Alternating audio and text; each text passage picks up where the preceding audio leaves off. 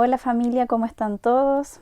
Por medio de este video yo les quiero compartir una reflexión que tiene relación con el tema que nosotros estuvimos viendo durante este mes, que fue evangelismo y misiones. ¿Ya? Voy a tratar de hacer una reflexión breve.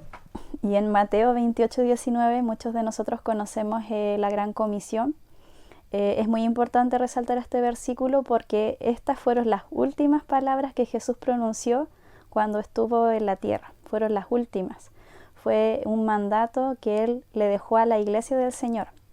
Y nosotros sabemos que ese mandato tiene que ver con ir y hacer discípulos a todas las naciones de la tierra, bautizándolos en el nombre del Padre, del Hijo y del Espíritu Santo y enseñándoles todas las cosas que Él mismo les enseñó hasta el fin.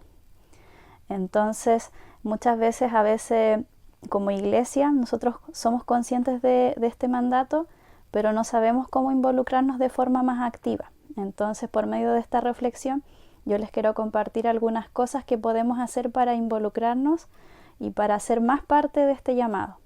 Porque muchos de nosotros servimos en nuestras iglesias locales, tenemos distintas funciones, distintos cargos o roles, pero a veces no estamos tan apuntando directamente a ser discípulos a todas las naciones.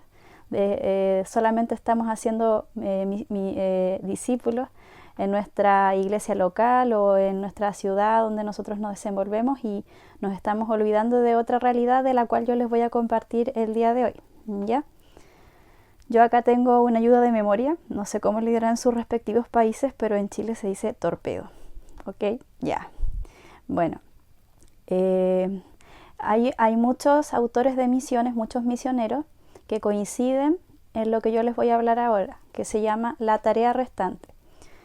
¿A qué se refieren con la tarea restante? La tarea restante es el trabajo que está pendiente a realizar por la iglesia. Nosotros sabemos que nuestro Dios es poderoso, que Él puede hacer absolutamente todas las cosas, que Él conoce todo. Pero aún así la misión de Él no la puede hacer solo porque Él puso a su iglesia en la tierra para hacer una parte del trabajo. Él nos invitó a ser parte de esta labor. Él nos dio el privilegio de formar parte de su misión. Y su misión es lo que yo les acabo de compartir, es hacer discípulos a todas las naciones. ¿Y cuál es la finalidad de hacer discípulos? Es para que Dios sea conocido y es para que la gloria de Dios se manifieste en todas las naciones de la tierra. Y también el versículo que yo les leí de todas las naciones, cuando uno traduce la palabra naciones del griego, lo que quería decir en la palabra se refiere a etnos o etnes, y eso significa grupos étnicos. Y entonces cuando nosotros pensamos en naciones no se refiere a países necesariamente, o sea, no se refiere a, por ejemplo, Chile.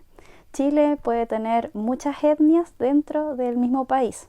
Entonces, si usted conoce 180 y tantos países, son muchas más etnias que países.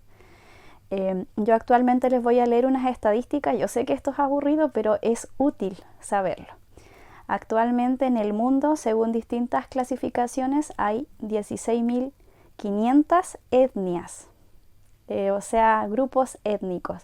Y un grupo étnico es un grupo que comparte cultura, idioma, costumbres, tradiciones, religión, distintos tipos de cosas que le dan una identidad. Entonces, dentro de un país pueden haber muchos grupos étnicos porque pueden tener diferentes idiomas, pueden tener diferentes costumbres, credos. Incluso nosotros los cristianos, dentro de nuestros países, somos como una subcultura. Podríamos ser una cultura aparte de las personas que no son creyentes, ¿ya? 16.500 etnias en el mundo, muchas, ¿cierto? Y actualmente de esa cantidad de etnias, ¿cuántas no son alcanzadas por el Evangelio? Son 6.700. Y es muy fuerte esta estadística porque 6.700, o sea, usted tienen que multiplicarlo por muchos millones de personas cada etnia en algunos casos. Entonces se habrá aproximado de 4 billones de personas que no conocen el Evangelio y que no están alcanzadas. Y eso es fuerte. Y yo les voy a hablar de un concepto que tiene que ver con misiones y que todos los misioneros lo manejan, que se trata de la ventana 1040. Quizás alguno de ustedes alguna vez lo ha escuchado mencionar. La ventana 1040 es una región del mundo que, el nombre se lo asigna a la latitud en la que se encuentra en el mundo y es sobre la línea del Ecuador, está entre el grado 10 y 40, ¿ya? Y esta región, usted puede buscarla en internet, yo les pido perdón por no poder editar el video porque estoy sin mi compu, pero es una región del mundo que está está en África del Norte, hasta como África Central, y va hacia Oriente y llega hasta China, hasta esas costas, y es como una región, como puede decirse, rectangular del mapa. Usted pone en internet ventana 1040 y le aparece una región así muy grande de muchos países. Y bueno, esa región engloba alrededor de más de 50 países del mundo, y de esos 50 países, 43 son los menos alcanzados del mundo por el Evangelio. Entonces, ¿por qué se creó este nombre? Porque la mayoría de los esfuerzos misioneros se enfocan hacia esa región, porque hay necesidad. Nosotros de hecho en todos los países que somos nosotros, incluso España, Alemania, Chile, México, todos nuestros países de los que somos de BDA, todos nuestros países han sido sobreevangelizados. Hay trabajo de plantación de iglesias, hay Biblia, hay hermanos, hay congregaciones, ¿me entienden? Y en los lugares que yo les estoy hablando son lugares que no hay iglesia, no hay misionero, no hay traducción de la Biblia y no hay cristianos. Entonces son lugares que además de no tener acceso al Evangelio, un problema es que tienen unos índices de pobreza altísimos, al mismo tiempo tienen mucha incidencia de analfabetismo. Entonces algunas personas dicen, ya, pero mandémosle Biblia, pero saben que muchos de ellos no tienen Biblia en sus idiomas. No hay traducción de la Biblia, de hecho hay organizaciones misioneras que realizan el trabajo de la alfabetización y de la traducción bíblica. Y solamente para que nos hagamos una idea, una traducción de una sola Biblia en un solo idioma, de esos 6.700 etnias que yo les mencioné, y muchas de ellas no tienen Biblia, se demora como 12 años aproximadamente. Y las personas que hacen este trabajo tienen que ir a vivir donde ellos y les toma 2 años más o menos aprender el idioma, y además de eso, después 12 años más traduciendo la palabra. ¿Y por qué yo les cuento todo esto? Porque es un panorama que muchos cristianos no conocemos. No sabemos que hay 4 billones de personas que no tienen acceso a la Biblia, que se encuentran además en contextos de persecución por ser cristianos. Hay leyes que en algunos países de Oriente que sancionan a las personas que son cristianas, tanto con cárcel, algunos con pena de muerte, y cosas que realmente nosotros, por lo menos como iglesia, debemos ser conscientes para poder aportar de alguna manera. Para no extenderme más, la ventana 1040, las religiones que más predominan principalmente son el Islam o los musulmanes, budismo, hinduismo, animismo e incluso muchos judíos, judíos no mesiánicos, ¿ya? Y la religión mayoritaria del mundo, aunque no lo crean, somos los cristianos, somos la iglesia protestante. Incluye luego a los católicos. Y si nosotros multiplicáramos nuestros esfuerzos para aportar a nuestros hermanos en esos lugares, podríamos ser muy útiles en alcanzar a esas personas que están en la ventana 1040 y que no han tenido ningún acceso, ningún contacto al Evangelio, ni por misionero ni por palabra, ¿ya? Entonces yo ahora les voy a decir de qué manera nos podemos involucrar y cómo podemos aportar, siendo ya conscientes de esta información. Lo primero que podemos hacer es orar, que es lo principal. Orar por etnias, orar por grupos no alcanzados. Si alguno quiere saber más información me puede preguntar. Orar por las personas que están siendo perseguidas por causa del Evangelio para que no renieguen de su fe y para que se pueda propagar el Evangelio en esos lugares hostiles y con poco acceso. El primer paso es orar. El segundo paso es ofrendar.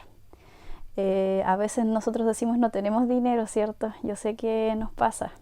Yo ahora estoy sin trabajo, pero sabe que cuando uno quiere apartar para misiones siempre se puede, siempre es posible. Si el Señor pone esa necesidad, porque hay personas que no tienen ni que comer en esos lugares y que incluso con el recurso que enviamos pueden ayudar a la traducción bíblica o pueden ayudar a que se levante una iglesia o algo así. Nuestro dinero a veces es más útil allá que en nuestra mano. Yo por lo menos a veces despilfarro mi dinero, entonces prefiero utilizarlo de esa forma. Ya, entonces orar, ofrendar. Lo tercero es informarse sobre misiones, o sea, que seamos un poco conocedores de estas realidades. Quizás no todos vamos a tener acceso a todo el material que quisiéramos tener, pero sabe que en internet hay muchos libros disponibles gratuitos, hay muchas organizaciones, páginas online que hablan de diferentes lugares en distintos contextos de iglesias o de lugares a los que se va, y hay información disponible. Y lo cuarto que se puede hacer, bueno, para los que el Señor les hace un llamado, es ir a esos lugares, es prepararse, capacitarse para poder ir, estar orando, ofrendando, capacitándose o aprendiendo de misiones y ir. Son como las 4 cosas que podemos hacer. Y le aseguro que aunque hiciéramos solamente lo de orar, ya estaríamos contribuyendo mucho, porque la oración es el recurso más poderoso y es lo más útil en el campo misionero, es lo que sostiene muchas veces a nuestros hermanos que están padeciendo. Debido a lo que yo he estado haciendo en este último tiempo, yo conozco muchos misioneros en el campo, en China, en Pakistán, en algunos países no los puedo ni decir, Uzbekistán, Turquía, y también en países latinos, pero en contexto de persecución la realidad es diferente.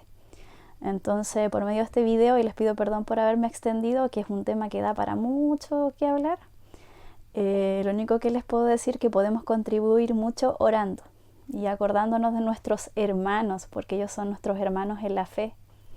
Y como dice la palabra, cuando un miembro del cuerpo se duele, todos los demás nos tenemos que doler con el otro miembro. Y si a nosotros no nos duele lo que le pasa a nuestros hermanos en otros lugares, no estamos unidos, no estamos en la unidad del Espíritu. Cuando nosotros estamos unidos, el dolor de otros se hace patente en nuestra propia vida. Entonces, eso es lo que yo les tenía para compartir el día de hoy, y les encargo la oración por nuestros hermanos. Si alguno quiere saber algún motivo especial por qué orar, si a alguno le nace la inquietud de conocer información, me puede preguntar.